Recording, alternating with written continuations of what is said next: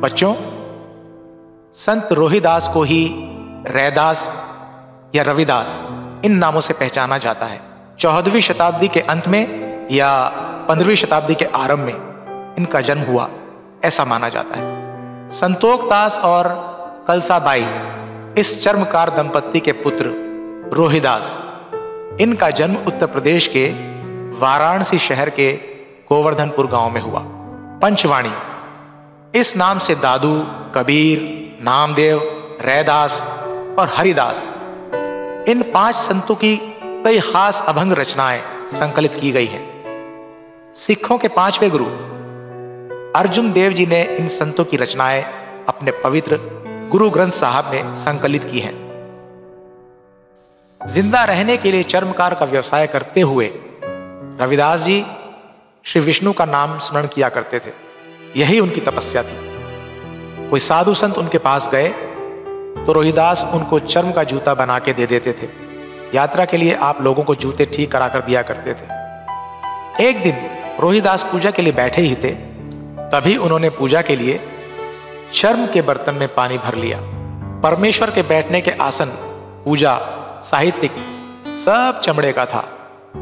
उसी समय एक गृहस्थ आए और ये सब देखकर रोहिदास से बोले, अरे रोहिदास, तू चर्म के आसन पर बैठकर पूजा कैसे करता है? ये विष्णु मूर्ति, शालिग्राम, इनको पवित्र आसन पर रखकर पूजा करनी चाहिए। उनकी बात सुनकर रोहिदास ने कहा, आपने चर्म के सिवाय कौन सा पदार्थ देखा है? जिस मृदंग से हरि भजन होता है उस पर भी तो चर्म चढ़ा है। चर्म की धेनु, मगर उसका दूध पवित्र होता है। उस दूध से आप भगवान को पंचामृत स्नान कराते हैं, नहलाते हैं। मंदिर में जो नगाड़ा बजता है वो भी तो चमड़े का ही होता है, और जो उसको बजाने वाले हाथ हैं वो भी चमड़े के। उनका नाद सुनने वाला कान भी चमड़े का। चर्म की जीवा से वेद कहे जाते हैं, और हम खाना भी तो इन चर्म के हाथों से ही खाते हैं। आपको शालिग्राम चमड़े के वस्तु में रखे तो आपत्ति है, मगर निष्कलंक, निरूपम, सब में समान रूप से रहने वाला आत्माराम अपने चमड़े के देह में ही तो रहता है। इस तर्क के सामने जो आदमी बात कर रहा था वो दंग रह गया। उसे रोहिदास की बात सच्ची लगी। ऐसी ही एक और कहानी। बचपन से ही रोहिदास को भक्ति मार्ग में बहुत लगाव था। एक दिन उनके गांव के सभी लोग किसी त्योहार के पर्व के कारण गंगा में स्नान के लिए जा रहे थे। उनके स्नेही मित्रों ने उनसे कहा, अरे रोहिदास, आज विशेष पर्व का दिन है, हम सब पवित्र गंगा में स्नान के लिए जा रहे हैं, तुम भी चलो हमारे साथ।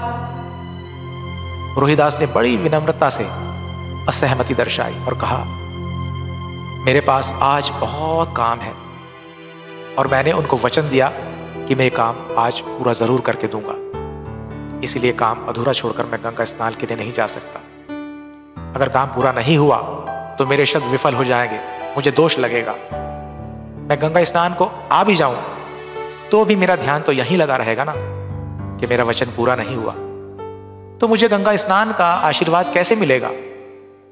बच्चों, अपने काम के प्रति उनकी निष्ठा और उनके वचन का महत्व, मूल्यांकन इन्हीं बातों से होता है। आगे चलकर उन्होंने कहा, मित्रों, मेरा मन अगर शुद्ध है तो मेरी जूती धोने की जगह भी गंगा ही है। इस पर से एक वाक प्रचारक उभर आया, मन चंगा तो कठौती में गंगा। उनके गुरु रामानंद थे। रामानंद जी ही दक्षिण दिशा से आध्यात्म रामायण उत्तर दिशा में ले गए। राम एक आध्यात्मिक तत्व है, ऐसे विचार थे उनके। उनके एक प्रसिद्ध भजन में भी ऐसा संदेश है, ईश्वर चंदन समान है और भक्त पानी। जिस शरीर पर चंदन लगेगा वो सुगंधित हो जाएगा। ईश्वर मेघ है और भक्त मेघ को देखते आनंदित होकर नृत्य करने वाला मोर। प्रभु मोती है और भक्त धागा। मोती के साथ सोने से लिपटे रहने का भाग्य भक्त का ही होता है। आखिर वे कहते हैं, प्रभु स्वामी है और हम उसके दास। भक्ति रस से ओत प्रोत भरा ये भजन रविदास जी का निर्मल और पवित्र मन दर्शाता है।